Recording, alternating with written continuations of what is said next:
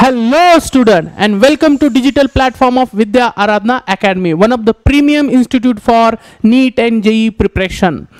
तर विद्यार्थी मित्रांनो, विद्या आराधना अकॅडमीच्या डिजिटल प्लॅटफॉर्मवर तुमचं स्वागत आहे आणि आजचा जो सेशन आहे त्या सेशनमध्ये आपण घेऊन आलेलो आहोत नवीन टॉपिक घेतलेला आहे आपण PYQ सिरीजचा, दॅट इज इव्होल्यूशन.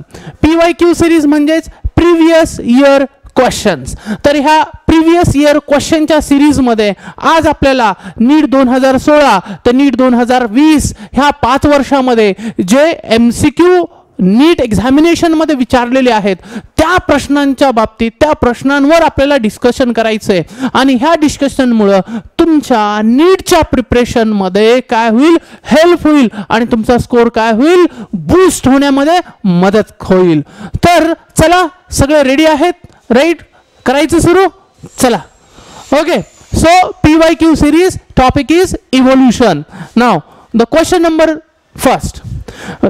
बघा, हा क्वेश्चन विचारलेला आहे नीट 2020 च्या परीक्षेमध्ये आणि प्रश्न काय आहे बघा. From his experiment SL Miller produced amino acid by mixing the following in a closed flask. हा क्वेश्चन आहे बघा SL मिलरच्या एक्सपेरिमेंटवर आणि जो SL मिलर आहे त्यांनी अमायनो ऍसिड प्रोड्यूस केले होते. कसे प्रोड्यूस केले होते? By mixing the mixture. आणि ते मिक्सचर अमायनो ऍसिड बनवण्यासाठी जे मिक्सचर वापरलं होतं ते वापरलं होतं methane, hydrogen, ammonia, water vapours at the 800 degree Celsius. हा जो क्वेश्चन आहे स्ट्रेट फॉरवर्ड क्वेश्चन आहे. हा त्याची हिंट जर आपण पाहिली तर बघा, आपल्या ओरिजिन अँड इव्होल्यूशनच्या टॉपिकमध्ये बघा 7.1 नंबरचं बीट आहे ओरिजिन ऑफ लाईफ. त्या पेज नंबर 127 वर बघा हे सरळ सेंटेन्स दिलेलं आहे त्याच्यामध्ये. ही क्रिएटेड म्हणजे SL Miller, right, he created electric discharge in a closed flask containing methane, hydrogen, ammonia and water vapours at 800 degree Celsius.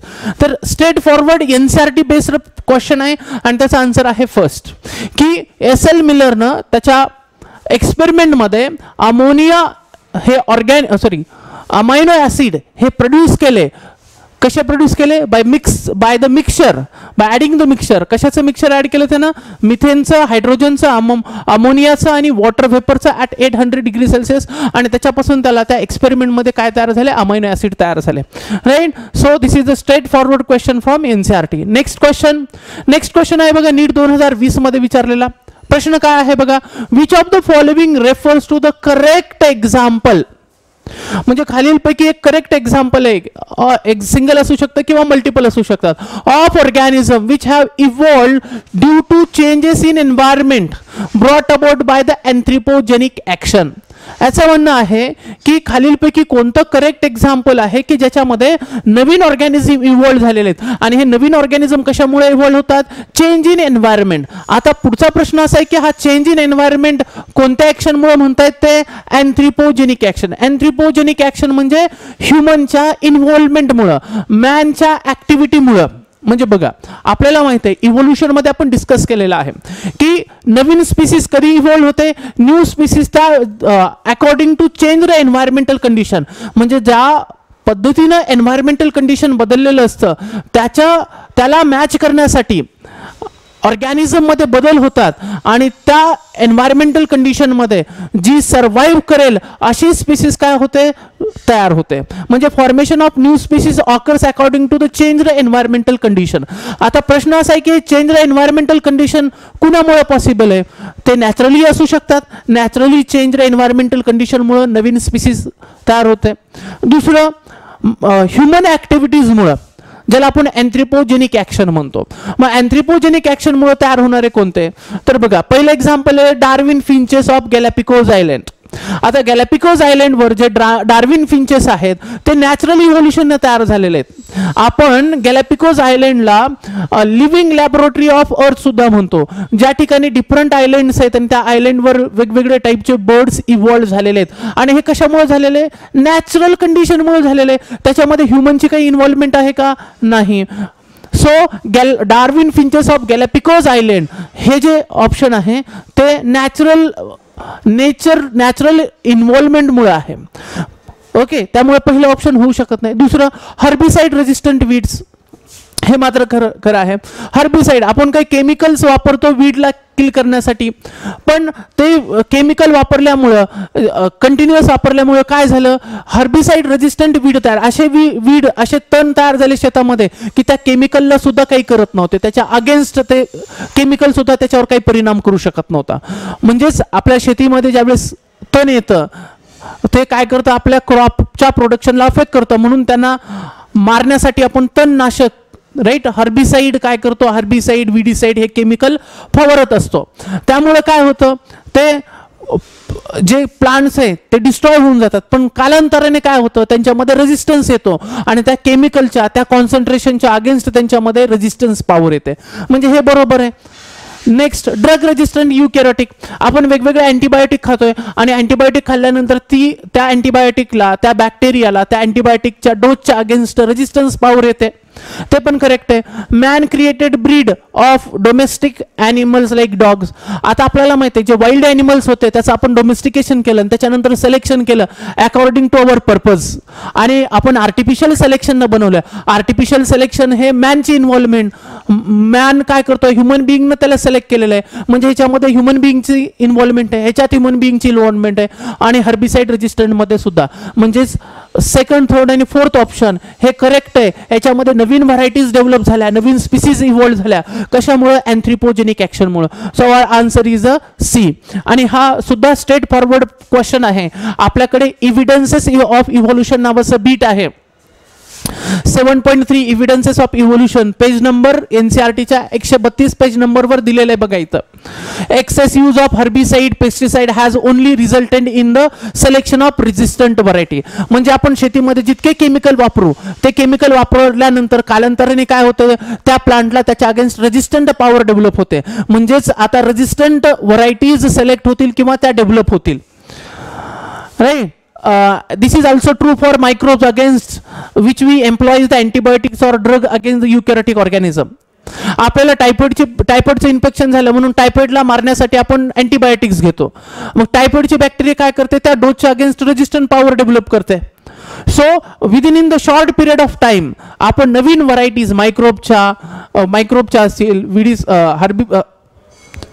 Herbicides resistant plant असतील, विडीसाइड रेजिस्टंट प्लांट असतील, हे आपण काय केलेले आहेत, इव्हॉल्व केलेले आहेत. So and appearing in a time scale of month or year, not centuries. आणि जर मॅनची इन्व्हॉल्वमेंट नसती तर हे herbicide resistance, weedicide resistance, insecticide resistant किंवा अँटीबायोटिक रेजिस्टंट युकॅरियोटिक ऑर्गॅनिझम हे तयार होण्यासाठी, ह्या नवीन स्पीसीज होण्यासाठी शतकं लागली असते.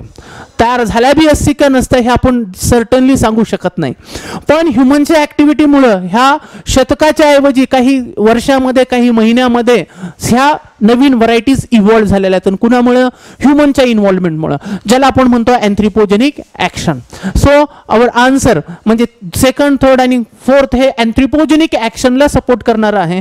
So answer is the third. Next question आहे बघा, embryological support for evolution was disprove by. हा क्वेश्चन आहे बघा, नीट 2020 मध्ये विचारलेला प्रश्न आहे की एम्ब्रियोलॉजिकल सपोर्ट म्हणजेच evidences of evolution, embryological support for evolution was disprove by. Option दिलेले बघा, Karl Ernst von Baer, Alfred Wallace, Charles Darwin and operon. हा स्ट्रेट फॉरवर्ड प्रश्न आहे बघा, एनसीआरटी मधून सरळ उचललेला प्रश्न आहे. तर बघा 7.3चं बीट आहे इव्हिडन्सेस फॉर इव्होल्युशन, आणि हे evidences for evolution page number 129 वर जा. पेज नंबर 129 वर तुम्हाला हे लाईन दिसेल बघा, इथं सेंटेन्स आहे बघा, this is embryological support for evolution, right. आणि इथं दिलेलं आहे बघा, however this proposal was disprove on a careful study perform by the Karl Ernst von Baer. So it's answer is a Karl Ernst von Baer. म्हणजे embryological support for evolution, embryological support for evolution was disprove by the Karl Ernst von Baer. Simple question आहे. Next question आहे बघा, NEET 2020 मध्येच विचारलेला, flippers of penguins and dolphins are example of. म्हणजे बघा dolphin बघा, penguins आणि dolphin ह्यांचे जे फ्लिपर्स आहेत, हे बघा याचा हा फ्लिपर आहे आणि ह्याचा पण हा फ्लिपर आहे, राईट, आपल्या फोर आर्मच्या ठिकाणी असणारे हे फ्लिपर. तर हे फ्लिपर त्याबद्दल क्वेश्चन विचारलेला आहे. Flippers of penguins and dolphins are example. कशाचं एक्झाम्पल आहे? ॲडॅप्टिव्ह रेडिएशनचं, कॉन्व्हर्जंट इव्होल्युशनचं, इंडस्ट्रियल इव्होल्युशनचं का नॅचरल सिलेक्शनचं? तर आता बघा, पहिल्यांदा आपण हा क्वेश्चन समजून घेऊया. क्वेश्चन विचारलेला आहे फ्लिपर ऑफ पेंग्विन. पेंग्विन कोण आहे? पेंग्विन हा फ्लाइटलेस बर्ड आहे. म्हणजे पेंग्विन हा बर्ड आहे, फ्लाइटलेस बर्ड आहे. असा बर्ड आहे जो उडू शकत नाही, उडत नाही, फ्लाय करत नाही. का? कारण की तो ॲक्वॅटिक इन हॅबिटॅट आहे, पाण्यामध्ये राहतो आणि पाण्यामध्ये राहिल्यानंतर त्याला स्विमिंग करावी लागते आणि स्विमिंगसाठी हे फ्लिपर वापरले जातात. म्हणजे एक बर्ड आहे आणि दुसरा काय आहे बघा, डॉल्फिन. डॉल्फिन हा मॅमल आहे आणि हा ॲक्वॅटिक मॅमल आहे. ॲक्वॅटिक मॅमल असल्यामुळे त्याला पाण्यामध्ये पोहावं लागतं, राईट, स्विमिंग करावी लागते. मग पोहण्यासाठी दोघंही फ्लिपरचा उपयोग करतात. डॉल्फिन जो मॅमल आहे तो फ्लिपर स्विमिंगसाठी वापरतो आणि फ्लाइटलेस बर्ड पेंग्विन हे सुद्धा फ्लिपर कशासाठी वापरतात? स्विमिंगसाठी वापरतात. बघा इथं स्विमिंगसाठी त्यानं फ्लिपर वापरलेले आहेत. म्हणजे ओरिजिन त्यांची डिफरंट आहे. एक बर्ड आहे आणि एक मॅमल आहे. एक बर्ड आहे आणि एक मॅमल आहे आणि त्यांचं structure means their origin is different. One belongs to the class Mammalia and one is belonging to the class Aves. So origin is different but the structures are performing the same function, that is swimming. They help in swimming in aquatic habitat. So जर स्ट्रक्चरची origin म्हणजे ह्या ऑर्गॅनिझमची origin different आहे पण structure similar आहे, common function perform करतात, म्हणजेच ते ॲनालॉगस organ आहे, राईट. कोणतं ऑर्गन्स आहे ते ॲनालॉगस. आणि ॲनालॉगस ऑर्गन कोणतं इव्होल्युशन दाखवतो? Convergent evolution. कॉन्व्हर्जंट इव्होल्युशन म्हणजे एका हॅबिटॅटमध्ये वेगवेगळे ॲनिमल ज्यावेळेस एकत्र येतात आणि त्या एन्व्हायरमेंटल कंडिशनला मॅच करण्यासाठी सगळे सिमिलर टाईप ऑफ स्ट्रक्चर बनवतात. आता हा एक मॅमल आहे आणि एक बर्ड आहे. ते ॲक्वॅटिक हॅबिटॅटमध्ये पोहण्यासाठी, स्विमिंग करण्यासाठी फ्लिपरची गरज असते, तर त्यांनी त्यांच्या फोरलिम्बचं कन्व्हर्जन फ्लिपरमध्ये केलेलं आहे. So origin is different but their structure is performing the common function, that is we called analogous organs and analogous organ show the convergent evolution. So it's answer is a second. आणि हा सुद्धा आपला straight forward example विचारलेले NCERT मधलं. आपला beat आहे बघा 7.3 evidences for evolution, page number 131 वर सरळ दिलेले बघा. व्हॉट एक्झाम्पल काय दिलेलं बघा. Other example of analogy are the eyes of octopus and mammals or the flipper of penguins and dolphins. So straight forward प्रश्न आहे. नेक्स्ट क्वेश्चन आहे बघा, नीट 2019 मध्ये विचारलेला. Variation caused by the mutation as proposed by Hugo de Varies are. म्हणजे नीट 2019 मध्ये हा प्रश्न विचारलेला आहे की व्हेरिएशन्स कॉज्ड बाय म्युटेशन, म्हणजे जे व्हेरिएशन म्युटेशन कॉज्ड होतात, म्हणजेच व्हेरिएशन जे बनतात ते म्युटेशन बनतात, असं कोणी सांगितलं होतं? ह्युगो डी वॅरीजनं. म्हणजेच आहे कशाच्या बाबतीत? म्युटेशनल थेरी ऑफ इव्होल्युशनचा कन्सेप्ट आहे, राईट. आपल्याला माहिती आहे ह्युगो डी वॅरीजनं म्युटेशनल थेरी ऑफ इव्होल्युशन दिलं होतं आणि त्याच्या म्हणण्यानुसार त्याचे ऑप्शन काय आहे की हे जे व्हेरिएशन्स असतात, means variation caused by the mutation as proposed by Hugo de Vries are. म्हणजे व्हेरिएशन कसे असतात? स्मॉल आणि डायरेक्शनलेस असतात, तर रॅन्डम अँड डायरेक्शनल असतात. So these are random and directionless. That is a correct answer, third one. बघा हा question आपल्या इव्होल्युशनच्या टॉपिकमध्ये बीट आहे 7.3 मेकॅनिझम ऑफ इव्होल्युशन. त्याच्यामधला बीट आहे बघा, सरळ त्याच्यामधली स्टेटमेंट विचारलेली आहे. Mutation are random and directionless. म्हणजे जे व्हेरिएशन म्युटेशन प्रोड्यूस होतात ते म्युटेशन कसे असतात? रॅन्डम असतात. आणि कसे असतात? रॅन्डम असतात आणि डायरेक्शन लेस असतात. त्याच्यानंतर नेक्स्ट क्वेश्चन आहे बघा, नीट 2019 मध्ये विचारलेला. नीट 2019 मध्ये हा विचारलेला प्रश्न आहे. त्याच्यामध्ये काय आहे? Hominoids with match the column of hominoid. होमोनाइडचे कॉलम मॅच करायचे. एका कॉलम मध्ये होमोनाइडचे एक्झाम्पल दिलेले, दुसऱ्या ह्याच्यामध्ये होमिनिड्सचे क्रॅनियल कॅपॅसिटी दिलेली. तर ए कॉलम त्याच्या क्रॅनियल कॅपॅसिटी बी कॉलम सोबत काय करायचं आहे? मॅच करायचं आहे. तर बघा होमो हॅबिलिसची क्रॅनियल कॅपॅसिटी किती असते? 650 to 800 cc cranial capacity. Homo neanderthalensis man जो आहे, होमो निनॅन्डरथॅल मॅन, त्याची क्रॅनियल कॅपॅसिटी किती आहे? त्याची क्रॅनियल कॅपॅसिटी असते 1400 cc, राईट. म्हणजे तिसरा तिसरा आणि त्याच्यानंतर चौथा. ओके, त्याच्यानंतर होमो इरेक्टस. बघा, होमो इरेक्टसच्या बाबतीत जर आपण सांगितलं त्याची क्रॅनियल कॅपॅसिटी आहे 900 cc. किती आहे? 900 cc. So first option. Then homo sapiens 1350 cc. तर आपलं ऑप्शन कोणतं आहे? डी आहे. हा क्वेश्चन आपल्या NCERT मध्ये जे बीट आहे 7.9 origin and evolution of man, त्या याच्यावर दिलेलं आहे. पेज नंबर 140 आणि 141 वर सरळ दिलेलं आहे. बघा क्रॅनियल कॅपॅसिटी वॅरीज कुणाची? होमो हॅबिलिसची किती? 650 to 800. So 650 to 800. That's why Homo हॅबिलिसचा आन्सर थर्ड आहे. होमो हॅबिलिसचा आन्सर काय आहे? थर्ड आहे. त्याच्यानंतर दिलेलं आहे बघा होमो इरेक्टस. होमो इरेक्टसचं क्रॅनियल कॅपॅसिटी किती आहे? होमो इरेक्टसची आहे बघा 900 cc. त्याच्यानंतर बघा Neanderthal man with the cranial capacity 1400 cc. 1400 cc. आणि होमो सॅपियनची मॉडर्न मॅनची किती आहे? 1350 cc. So answer is D. Straight forward प्रश्न आहे. नेक्स्ट, हां, लॉजिकल क्वेश्चन आहे बघा. Applicative. Gene locus has 2 alleles. एक जीन आहे, जीन लोकस हॅज 2 अलील. एक जीन आहे त्याच्यावर 2 अलील्स आहेत. कॅपिटल ए आहे आणि स्मॉल ए आहे. If the frequency of dominant अलीलची फ्रिक्वेन्सी 0.4 आहे.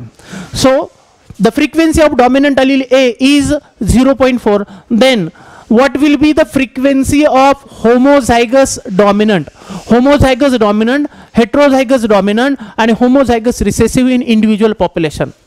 तर बघा आपल्याला सांगितलेले की डॉमिनंट अलीलची फ्रिक्वेन्सी दिलेली 0.4. तर आपल्याला रिसेसिव्ह अलीलची फ्रिक्वेन्सी काढायची. दुसरं तर प्युअर होमोझायगस डॉमिनंटची, प्युअर होमोझायगस रिसेसिव्हची आणि हेट्रोझायगस डॉमिनंटची आपल्याला फ्रिक्वेन्सी काढायची. तर याचा आन्सर आहे बघा 4th. आता हे कसं ते आपल्याला समजून घ्यायचं आहे. आता बघा आपण सॉल्व करूया. आपल्याला दिलेला डेटा काय आहे बघा. फ्रिक्वेन्सी ऑफ डॉमिनंट अलील किती दिलेली आहे? 0.4. आता आपल्याला विचारलं काय? Frequency of homozygous dominant, frequency of heterozygous dominant, frequency of homozygous recessive. आता ह्या 3 गोष्टी काढायच्यात.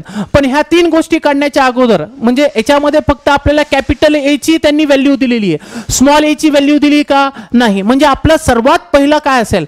हे तिन्ही काढण्याच्या अगोदर आपल्याला स्मॉल ए ची रिसेसिव्ह अलीलची फ्रिक्वेन्सी काय करावी लागेल? काढावी लागेल. मग ह्या ठिकाणी आपण काय करणार आहे? Frequency of small A recessive allele अगोदर काढून घेऊ. आता ह्या एक्झाम्पलमध्ये डॉमिनंट अलीलला आपण पी म्हणणार आणि रिसेसिव्ह अलीलला क्यू म्हणणार. आपण काय करू? आता अगोदर काय करू? ह्या रिसेसिव्ह अलील ए ची जी फ्रिक्वेन्सी आहे ती काढू. आता रिसेसिव्ह अलील ए म्हणजे क्यू, क्यूची फ्रिक्वेन्सी काढायची. तर आपण आता हार्डी वाइनबर्ग प्रिन्सिपल आपल्याला माहित आहे. P plus Q is equal to 1. तर आपल्याला पी ची व्हॅल्यू दिलेली आहे. पी म्हणजे काय? डॉमिनंट अलील ए, ती किती दिलेली? 0.4. पण क्यू म्हणजे रिसेसिव्ह अलील, क्यू ची दिलेली आहे का नाही? मग क्यू ची व्हॅल्यू काढायची. तर आपण क्यू इकडे घेऊ. So Q is equal to 1 minus P. Right. आता मग आपल्याकडे असलेली व्हॅल्यू ऍड करू आपण. Q is equal to 1 minus 0.4. तर क्यू ची व्हॅल्यू किती आली? 0.6. म्हणजे डॉमिनंट अलील आहे किती? 0.4. रिसेसिव्ह अलील किती आहे? 0.6. म्हणजे आपल्याकडे 2 व्हॅल्यूज आल्या. आता म्हणजे आता आपण ए स्क्वेअर काढू, डॉमिनंट अलीलची काढू शकतो, रिसेसिव्ह अलीलची काढू शकतो, हेट्रोझायगसची काढू शकतो. तर आपण अगोदर काय केलं? आपल्याला फक्त डॉमिनंट अलील ए म्हणजे पी ची व्हॅल्यू दिली होती. आपण काय केलं? ह्या फॉर्म्युल्याच्या मदतीनं recessive allele a that is q ची व्हॅल्यू काढली. म्हणजे क्यू 0.6 म्हणजेच ए ची स्मॉल रिसेसिव्ह अलीलची व्हॅल्यू किती झाली? 0.6. नाव बघा आपल्याला माहित आहे आपण कसं काढणार? डॉमिनंट अलील कशी असते? That is a P square. म्हणजेच पी स्क्वेअर मग काय? 0.4 इंटू 0.4 इज इक्वल टू 0.16. दुसरी हेट्रोझायगस डॉमिनंट 2pq. 2pq ची व्हॅल्यू किती आहे? 2 into 4.5 0.4 into 0.6 is equal to 0.48. Q square Q ची व्हॅल्यू किती आहे? 0.6. So 0.6 into 0.6 is equal to 0.36. So our answer is बघा पी स्क्वेअर म्हणजेच ए स्क्वेअर, क्यू 2pq म्हणजेच ए आणि क्यू, 2pq म्हणजे heterozygous dominant, dominant allele A and recessive allele a. So and q square म्हणजे काय? Recessive allele, homozygous recessive, so that is a 0.36. त्याच्यामुळेच आपली answer काय आहे, आपला आन्सर आपण जे सांगितलं होतं की होमोझायगस डॉमिनंट किती असेल 0.16, हेट्रोझायगस डॉमिनंट असेल 0.48, that is a capital A small A, and recessive homozygous recessive किती असेल 0.36. सिंपल आहे. त्याच्यानंतर बघा पुढचा क्वेश्चन आहे नीट 2019 मध्ये विचारलेला. In a species the weight of newborn ranges from 2 to 5 kg. म्हणजेच एक पॉप्युलेशन आहे, त्या पॉप्युलेशनमध्ये जे न्यू बॉर्न बेबीज असतात त्या न्यू बॉर्न बेबीजचं जे वेट आहे ते किती आहे 2 kg to 5 kg आहे. पुढे काय सांगितलेलं आहे 97% of newborn with the average weight between 3 to 3.3 kg survive. म्हणजेच ज्या बाळांचं वेट 3 ते 3.3 kg असतं ते सर्वाईव्ह राहतात, ते जिवंत राहतात, आणि त्यांचं पॉप्युलेशन किती आहे 97%. Next, whereas 99% of infant born with the weight 2 to 2.5 kg or 4.25 kg die. म्हणजेच एक स्पीसीचं पॉप्युलेशन घेतलं, त्या स्पीसीच्या पॉप्युलेशनमध्ये जर आपण पाहिलं की ज्या मुलांचं अंडरवेट आहे, अंडरवेट आहे म्हणजे त्यांचं वेट किती असणार आहे बघा 2 to 2.5 kg, म्हणजे कमी वेटवाले ते काय होतात, ते जिवंत राहत नाहीत, ते मरून जातात, 99% त्यांचं डेथ होते. त्याच्यानंतर ओव्हरवेटवाले आहेत, ओव्हरवेट म्हणजेच 4 to 4.5 kg वाले, त्यांचे सुद्धा काय होते 99% डेथ होते. पण ज्यांचं वेट 3 to 3.3 kg असतं ॲव्हरेज वेटवाले, ते मात्र 97% सर्वाईव्ह राहतात. म्हणजेच आपल्या पॉप्युलेशनमध्ये न्यू बॉर्न बेबीचं पॉप्युलेशनमध्ये 3 ट्रेट आहेत, एक आहे अंडरवेट, एक आहे ॲव्हरेज वेट आणि दुसरा आहे ओव्हरवेट.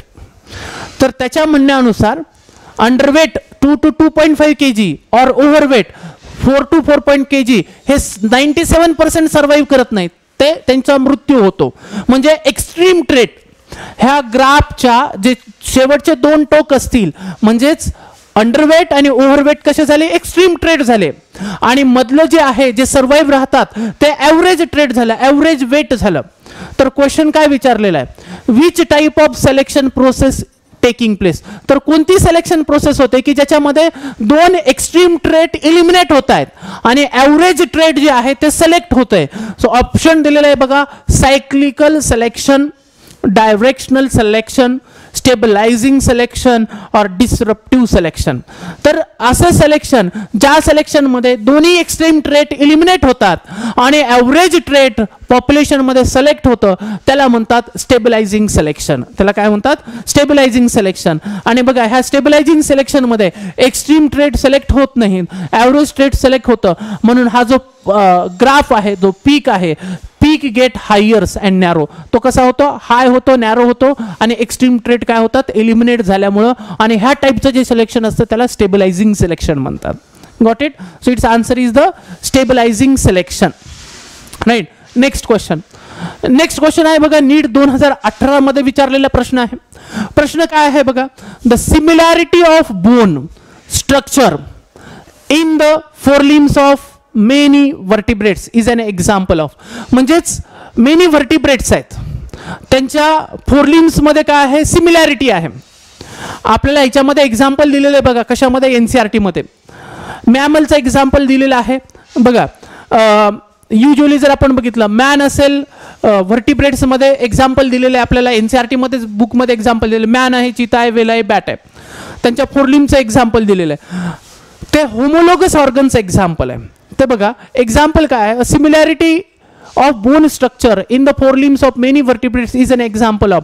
स्ट्रेट फॉरवर्ड एनसीईआरटी मधला प्रश्न आहे तो होमोलोगस ऑर्गन. म्हणजेच सगळ्यांचे फोरलिम्स आहेत, फोरलिम्सच्या स्ट्रक्चरच्या पॅटर्न मध्ये सेम आहे, सगळ्यांमध्ये सेम बोन्स आहेत, त्यांचा पॅटर्न कसा आहे, बोनचा पॅटर्न सेम आहे. नऊ ह्युमरस आहे, राईट. एंटायर स्केलेटन त्यांचं सेम आहे, आपण आता डिटेलमध्ये नाही जाणार. त्यांचं स्ट्रक्चरल पॅटर्न सेम आहे, but they are get modified to perform different function. For example मॅनचा जो फोरलिम्स आहे ते ग्रिपिंग करण्यासाठी, पकडण्यासाठी उपयोग केला जातो. चीतामध्ये रनिंगसाठी, वेलमध्ये स्विमिंगसाठी आणि बॅटमध्ये फ्लाइंगसाठी. So the structure are similar, they have the same origin but they perform the different function. That is the homologous organ and that type of evolution is called divergent evolution. याला आपण काय म्हणतो, डायव्हर्जंट इव्होल्युशन असं म्हणतो, right. So याचं example आहे homology, straightforward. Next question आहे बघा, त्याच्याच रिलेटेड आहे. नीट 2018 मध्ये विचारलेला प्रश्न आहे. Among the following sets of example, म्हणजे खाली सेट ऑफ एक्झाम्पल दिलेले आहेत. For divergent evolution select the incorrect option. म्हणजे खाली डायव्हर्जंट इव्होल्युशनचे, होमोलोगस ऑर्गनचे, डायव्हर्जंट इव्होल्युशनचे एक्झाम्पल दिलेले, त्याच्यापैकी इनकरेक्ट कोणतं आहे ते विचारायचं आहे. इनकरेक्ट कोणतं आहे ते आपल्याला आयडेंटिफाय करायचं आहे. तर बघा, four limbs of man, bat आणि चीता आताच बघितलं आपण, याच्या अगोदरचा क्वेश्चन. सगळ्यांचे फोर लिम्स सिमिलर आहेत, राईट. त्यांचा स्ट्रक्चरल पॅटर्न सेम आहे, ओरिजिन सेम आहे, but they perform the different function. One for gripping, one for what we call running, one for swimming, right, and one for flying purpose. So they are performing different function. So first option is correct. Heart of bat, man and cheetah, सगळ्यांचा 4 chambered heart आहे, but there is a slight variation, right.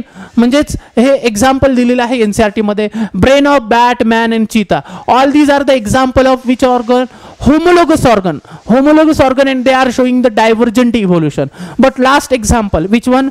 Eyes of octopus, bat and man. आता याच्यामध्ये octopus बघा, octopus जो आहे, octopus जर आपण पाहिला तर ऑक्टोपस काय आहे, ऑक्टोपस हा इनव्हर्टिब्रेट आहे, मोलस्काचा मेंबर आहे, राईट. त्याच्यामुळं ह्यांचे जर आपण बघितली तर ओरिजिन ही डिफरंट आहे, पण स्ट्रक्चर सेम आहे, म्हणजे सिमिलर आहे आईज, आणि त्यांचं फंक्शन सेम आहे, विजन फंक्शन सेम आहे, ओरिजिन त्यांचे डिफरंट आहे, म्हणजे हे अॅनालॉगसचं एक्झाम्पल आहे. आणि एनसीईआरटी मध्ये तर स्ट्रेट फॉरवर्ड दिलेलं आहे. सो आपला आन्सर येईल 4th. नेक्स्ट क्वेश्चन आहे बघा, नेक्स्ट क्वेश्चन बघूया आपण. नेक्स्ट क्वेश्चन आहे नीट 2018 मध्ये विचारलेला क्वेश्चन आहे बघा. According to the Hugo de Vries the mechanism of evolution is. म्हणजे according to Hugo de Vries mechanism of evolution कसं आहे, multistep mutation, saltation, phenotypic variation and minor variation.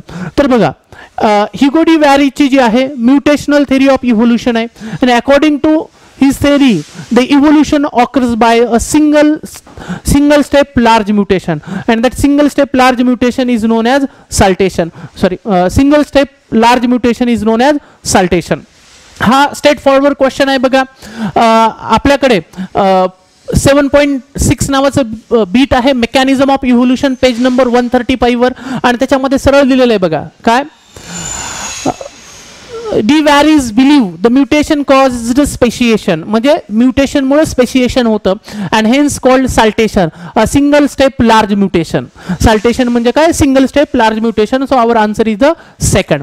Now next question आहे बघा, नीट 2017 मध्ये विचारलेला प्रश्न आहे, आणि नीट 2017 मधला हा प्रश्न काय आहे पहा. Artificial selection to obtain the cows yielding higher milk output represent. त्यांना असं म्हणायचं आहे की आपल्याला आर्टिफिशियल सिलेक्शन करायचं आहे, आणि आर्टिफिशियल सिलेक्शन करताना आपल्याला जास्त मिल्क प्रोड्यूस करणारी काऊचं डेव्हलपमेंट करायची, ती स्पीसीज आपल्याला इव्हॉल्व करायची आहे, म्हणजे त्याच्यामध्ये आर्टिफिशियल सिलेक्शन होणार आहे. सो सिम्पली त्याच्यामध्ये काय दाखवणार आहे, तर सिम्पली आपल्याकडे काऊचं जे पॉप्युलेशन असणार आहे त्याच्यामध्ये 3 ट्रेट्स असतील. 3 ट्रेट कोणते, काही फ्यू ग्रुप असेल जो जास्त मिल्क प्रोड्यूस करतो, दुसरा ग्रुप असेल तो ॲव्हरेज क्वांटिटीमध्ये मिल्क प्रोड्यूस करतो, आणि तिसरा ग्रुप असेल जो मिल्क प्रोड्यूस करत नाही, negligible amount of milk produce करतो, जे आपण काउंट पण करू शकत नाही. म्हणजेच आपल्याकडे एक काऊचं पॉप्युलेशन आहे, त्या काऊच्या पॉप्युलेशन हेट्रोझायगस आहे. त्या पॉप्युलेशनमध्ये काही ग्रुप असा असेल तो जास्त मिल्क क्वांटिटीमध्ये बनवत असेल, एक ग्रुप असेल जो ॲव्हरेज मिल्क बनवतो, ॲव्हरेज क्वांटिटीमध्ये मिल्क बनवतो, आणि एक ग्रुप असेल खूप कमी किंवा निग्लिजिबल क्वांटिटीमध्ये मिल्क बनवत असेल. So there are 3 trait. जास्त मिल्क बनवणं, कमी मिल्क बनवणं किंवा मिल्क न बनवणं, हे 2 एक्स्ट्रीम ट्रेट आहेत, आणि ॲव्हरेज क्वांटिटीमध्ये मिल्क बनवणं हे ॲव्हरेज ट्रेट आहे. तर हे पॉप्युलेशन आहे. तर मग त्यांना काय म्हणायचं, आपल्याला आर्टिफिशियल सिलेक्शन करायचं आहे. क्वेश्चन काय, artificial selection to obtain the cows yielding higher milk, आपल्याला काय करायचं आहे, आर्टिफिशियल सिलेक्शन करायचं. कशासाठी? टू ऑब्टेन अ काऊ, अशी काऊ आपल्याला डेव्हलप करायची, अशी काऊची व्हरायटी डेव्हलप करायची की जी जास्त मिल्क बनवत असेल, जास्त मिल्क बनवेल आणि आपल्याला जास्त प्रॉफिट देईल. So output rate higher milk output represent.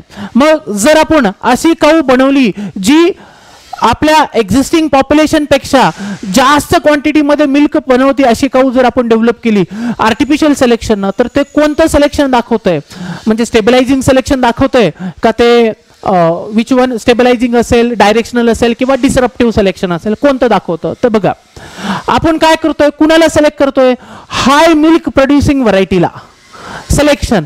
म्हणजेच आपण एका एक्स्ट्रीम ट्रेटला सिलेक्ट करतोय. जर एखाद्या एक्स्ट्रीम ट्रेटला जर आपण सिलेक्ट करत असो तर इव्होल्युशनचं काय होईल, डायरेक्शनल सिलेक्शन होईल.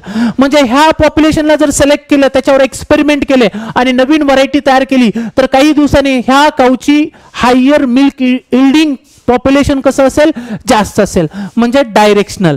So population is shifting in one direction and that one directional trait is the high milk producing population. So this is which type of selection? This is a directional selection. So it is a directional as it pushes the mean of characteristic in one direction, एका direction मध्ये घेऊन जाते. 3 values आहेत, एक हाय milk produce बनवणारी, average बनवणारी आणि negligible और नो मिल्क बनवणारी.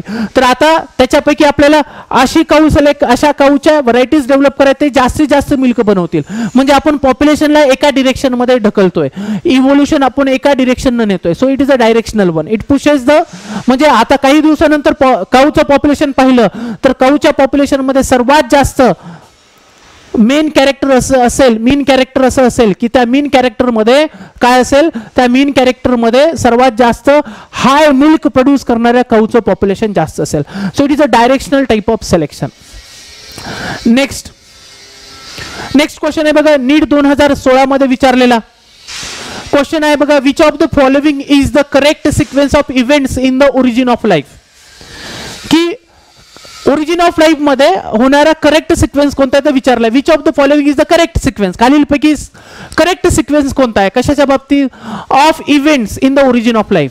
तो ऑप्शन काय दिलेलं बघा, फॉर्मेशन ऑफ प्रोटोबायंट, हे तर नंतर होतं. Synthesis of organic monomer, that is correct. पहिल्यांदा सिंथेसिस ऑफ ऑर्गॅनिक मोनोमर होतं, म्हणजे सेकंड फर्स्ट आहे. असे सी आणि डी ऑप्शन आहेत आपल्याकडे. त्याच्यानंतर सिंथेसिस ऑफ ऑर्गॅनिक पॉलिमर, आधी मोनोमर तयार होतात, मोनोमर नंतर पॉलिमर, म्हणजे सेकंड आणि थर्ड. सो सेकंड आणि थर्ड, ओके. त्याच्यानंतर पुढचं काय होईल, फॉर्मेशन ऑफ प्रोटोबायंट होतं, right, that is correct. So first one. आणि formation of DNA based genetic system, आधी आरएनए तयार झाला, नंतर डीएनए, म्हणजेच आरएनएच्या अगोदर काय तयार झाला, प्रोटोबायोंट तयार झाला. So that is the most important. So our answer is the C. Answer is the C. So first is the formation of organic monomer, that is synthesis of organic monomer, followed by synthesis of organic polymer, followed by what we call formation of protobions, and finally the formation of DNA based genetic system. So answer C is correct. Next question आहे बघा, which following are the statements regarding the origin of life. हा पण नीट 2016 मधला प्रश्न आहे. 2 statement दिलेले आहेत.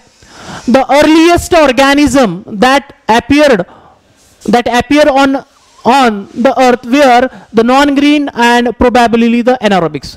म्हणजे earliest organism. So the earliest organism that appeared on, right, म्हणजे जे अर्लिएस्ट ऑर्गॅनिझम ते appeared झाले कशावर, अर्थवर, दे वेर नॉन ग्रीन. बरोबर, ते नॉन ग्रीन होते, नॉन फोटोसिंथेटिक होते, राईट, प्रिझिमली एनारोबिक्स, आणि ते एनारोबिक पण होते. कारण की अर्थवरचं पहिलं जे एन्व्हायरमेंट होतं ते रिड्युसिंग एन्व्हायरमेंट होतं, ऑक्सिजन तिथे अवेलेबल नव्हता. म्हणजेच पहिली स्टेटमेंट करेक्ट आहे.